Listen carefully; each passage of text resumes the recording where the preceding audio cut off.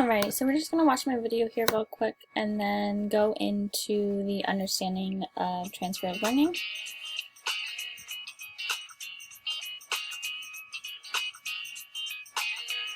Today we're going to talk about using art in a different environment. This is kind of the way I went about this video, is that I'm literally teaching my students about transfer of learning and then how we're going to apply it to our class setting and a project that we have coming. This whole process is called transfer of learning. Transfer of learning has 3 types. However, we're going to talk about the traditional type, which is using current knowledge to solve new problems or applying the knowledge that we already have towards something else.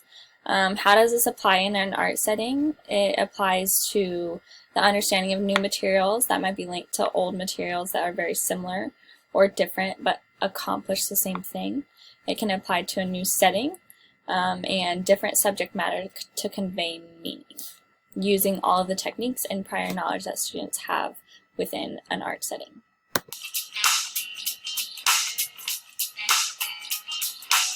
Things to keep in mind for my students, specifically going and talking about the metacognition, which is simply the understanding of self-awareness. My students need to know that they understand what they know, and on a level of comparison with what they might not know or what they might not understand with a specific assignment. Selecting strategies to accomplish work. This talks about the importance of knowing how to tackle a certain task and understanding what works best for them in a certain scenario and with the project outlines that we have.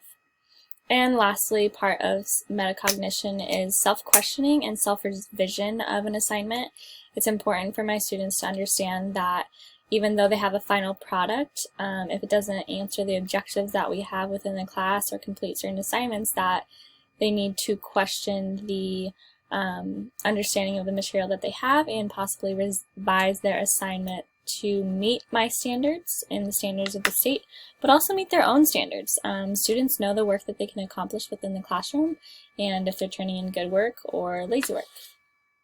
So metacognition and self-awareness is very important.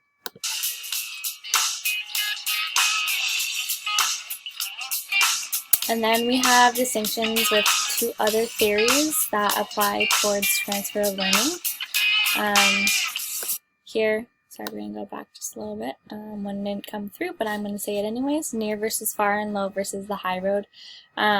Applying knowledge that occurs naturally is considered a near transfer of learning. It's very close and similar in occurrence, and this also coincides with the low side of the road of transfer of development, which is a well-developed semi-automatic response, something that doesn't require a lot of effort and that is close enough to something that you've done in the past that can be applied to the new situation.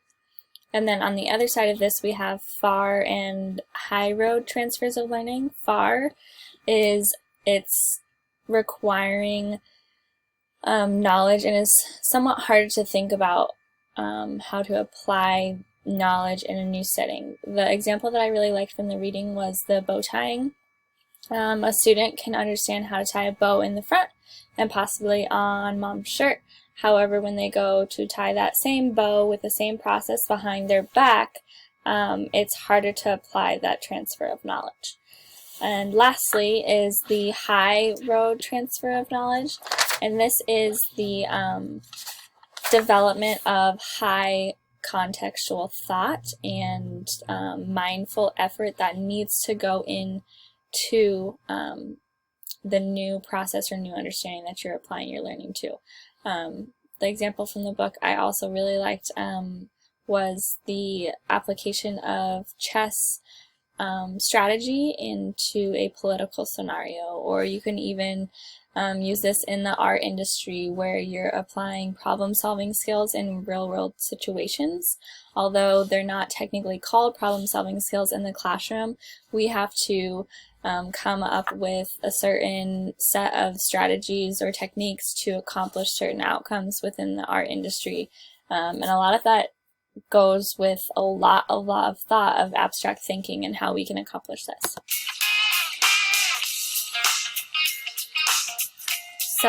So here in my project, I created a lesson plan that my students can go off of to understand this transfer of learning.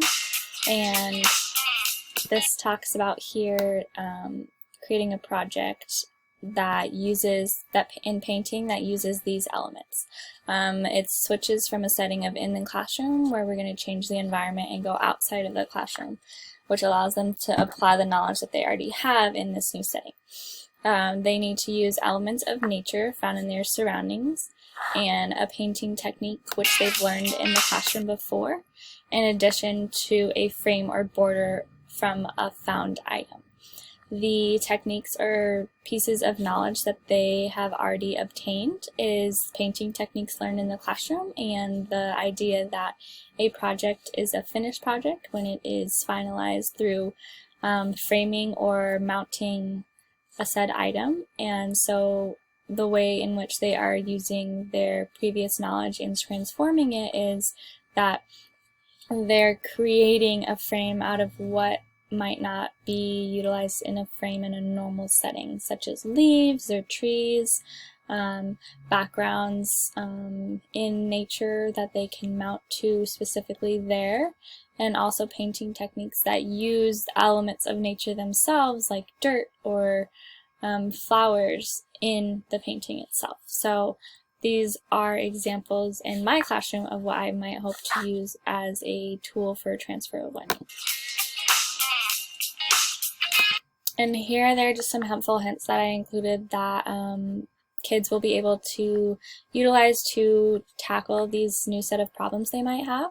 And these are also natural occurrences within the brain that take place typically in the development of learning. So use what you know and adapt those ideas. If I have a painting in the classroom that I use natural colors, I can also use those natural colors in an environment outside.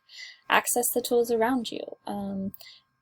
Pigment comes from natural places like dirt and like flowers, and those can be used for paint. And asking a peer. Peers are free resources and they're underutilized, so we need to remember that our classmates might have something better to give to the conversation. And remind yourself of what is similar and different within the two different environments, outside and in the classroom. Although they might look different, I bet you can find a lot of similar and comparable items to use in your work. And that also leads to the development of patterns. Continue to add to your set of knowledge so that you know how these things work. And then the last step is this teacher dancing, so let's get started. And that wraps up my video. Thank you.